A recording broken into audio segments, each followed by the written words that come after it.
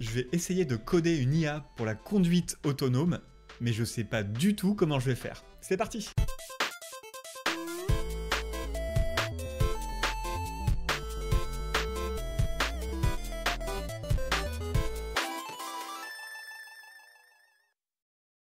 Pour ceux qui me suivent, ne vous inquiétez pas, c'est une vidéo hors série. Je continue le projet principal.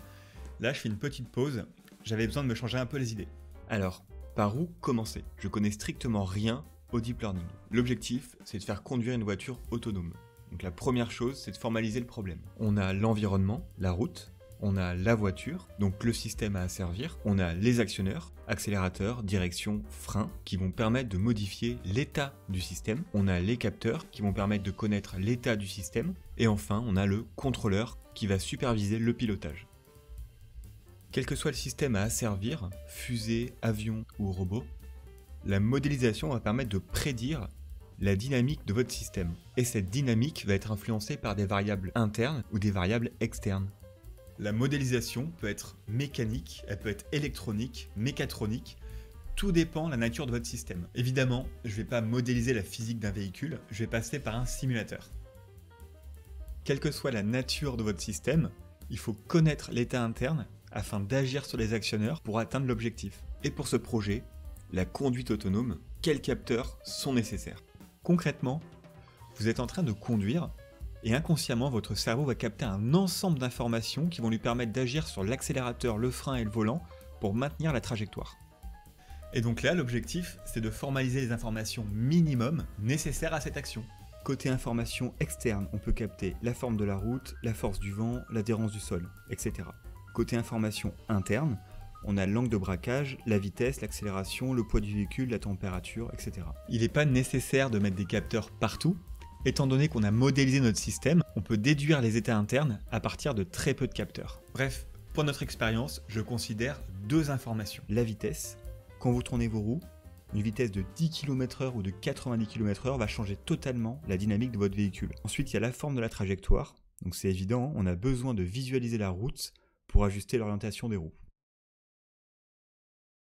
Je pense que vous l'avez deviné, les actionneurs, ce sont les éléments qui vont modifier l'état de votre système par des actions mécaniques, électroniques, chimiques, etc. Contrairement à l'environnement qui va modifier l'état de votre système contre votre volonté, par exemple pour une fusée, le vent, pour un robot, une poussée. Et en face, contrairement aux perturbations, l'actionneur, c'est une variable que vous pouvez contrôler.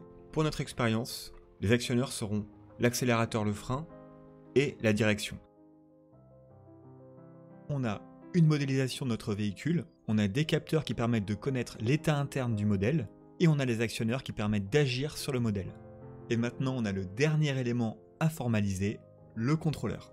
Et le but du contrôleur, c'est de donner des consignes aux actionneurs en fonction des informations renvoyées par les capteurs, afin de forcer le système à respecter l'objectif. Pour faire simple, il mesure l'écart entre l'état réel et l'objectif, il calcule la correction à appliquer au système, et il envoie une consigne de correction aux actionneurs, et il remesure l'erreur, ainsi de suite, jusqu'à atteindre l'objectif. C'est ce qu'on appelle une boucle de rétroaction. Quand vous maintenez votre équilibre, vous avez une boucle de rétroaction, quand vous visez une cible, vous avez une boucle de rétroaction, et encore une fois, quand vous pilotez la trajectoire d'une fusée ou d'un satellite, vous avez une boucle de rétroaction. L'objectif principal de ce projet, c'est de développer un contrôleur qui, en fonction de l'information qu'il va capter, va venir corriger en permanence la trajectoire de la voiture pour suivre la route.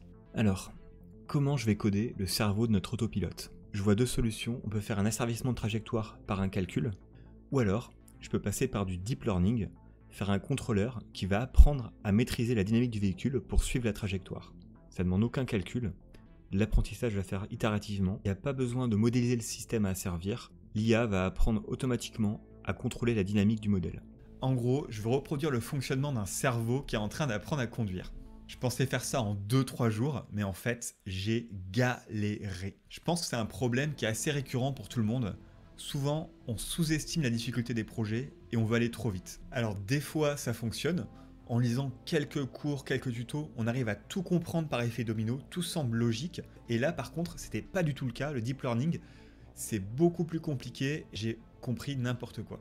Et le problème, c'est que je me suis directement lancé dans l'implémentation du projet sur des bases fausses. Et du coup, j'ai perdu beaucoup de temps. Alors, comment j'ai implémenté tout ça? Évidemment, j'ai pas utilisé une voiture avec caméra et contrôle sur l'accélérateur, volant et frein. J'ai utilisé un simulateur. J'ai utilisé AMO. Donc c'est un simulateur généraliste qui fait de la simulation mécanique, fluide, etc. Il est utilisé par les ingénieurs dans la robotique, dans le jeu vidéo, tout ça. Et surtout, il a été porté en JavaScript, mon langage préféré. Première étape, modéliser la dynamique d'un véhicule, donc le poids, l'inertie, l'adhérence, les amortisseurs, etc.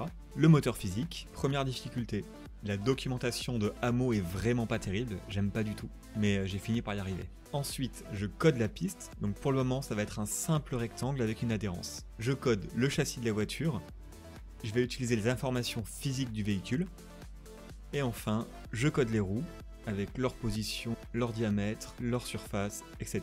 Là, on a notre simulation physique du véhicule. Alors si, ça fonctionne, mais on voit rien, parce que j'ai pas encore codé la représentation visuelle de la simulation. J'utilise TriJS, donc le châssis, j'ai modélisé un mesh, voilà l'apparence de la voiture, les roues, le sol. Alors pour le moment, je vais faire un rectangle, et je vais ajouter une texture qui va symboliser le circuit. À chaque frame, je vais lire l'état du moteur physique et je vais mettre à jour le visuel. On a une classe pour simuler notre véhicule, on a une classe circuit et on a une classe pour le rendu graphique de la simulation. Côté moteur physique, on a une fonction update qui vient appliquer la valeur des actionneurs sur la physique du véhicule. Les variables sont la force d'accélération, la force du frein et la force du volant. Et ces trois variables vont être supervisées par le contrôleur qui va dicter le comportement de la voiture. Pour cette première phase, l'intelligence de la voiture, ça va être moi. C'est moi qui vais piloter la voiture pour tester la physique de la simulation. Je capte les touches du clavier, je vais agir sur la force moteur, le frein et la direction. Je lance la simulation et ça fonctionne, j'arrive à contrôler la voiture. Ça freine bien. Je trouve que la physique est plutôt pas mal. Donc c'est pas ultra réaliste, j'ai dû mettre des paramètres qui sont pas terribles, mais ça va. L'objectif c'est d'avoir un comportement un minimum dynamique et instable pour simuler le comportement d'un véhicule qui fasse pas trop arcade. Alors très bien, ça fonctionne, mais maintenant il faut que l'IA puisse voir par elle-même ce qui se passe dans son environnement. Donc je vais coder la caméra. Elle va générer une matrice de pixels à chaque itération de la simulation, et je vais placer cette matrice de pixels en mémoire. Et je précise, avec une caméra réelle, sur une vraie voiture, ça fonctionnerait de la même façon. J'ai décoré un peu le circuit pour que l'analyse soit un peu plus difficile pour l'IA. Donc le décor n'est pas ultra réaliste, mais c'est déjà mieux que rien. J'ai modélisé un environnement avec des arbres, de l'herbe, des décors, et j'ai ajouté ça au simulateur. Au passage, j'ajoute les capteurs, donc là je vais en mettre un peu plus que nécessaire, mais ce sera peut-être utile pour la suite. À chaque itération de la simulation, le contrôleur aura accès à la vitesse, à la matrice de la caméra et aux actionneurs. Voilà le résultat avec le capteur visuel embarqué. Pour le contrôleur, par contre, la caméra sera en plus basse résolution pour alléger les calculs. Voilà, donc je vais pouvoir passer au développement de l'intelligence artificielle. Je vais découper la vidéo en deux parties. À la base, je voulais faire une seule vidéo, mais là c'est vraiment très long. Juste à produire au niveau du tournage, au niveau de l'écriture, c'est trop long. Donc promis, je vais faire ça le plus vite possible. Si vous voulez pas rater la suite, pensez à vous abonner. Et pour le code source, je vais le mettre en ligne, il va être sur GitHub. Et je vais le préparer parce que je vais le publier pour la seconde vidéo parce que là il est vraiment dégueulasse, faut que je le prépare un minimum. Sinon, si vous avez des questions, n'hésitez pas à poser des questions en commentaire, tout ça. C'était Codeur de nuit et je vous dis à la prochaine. Salut!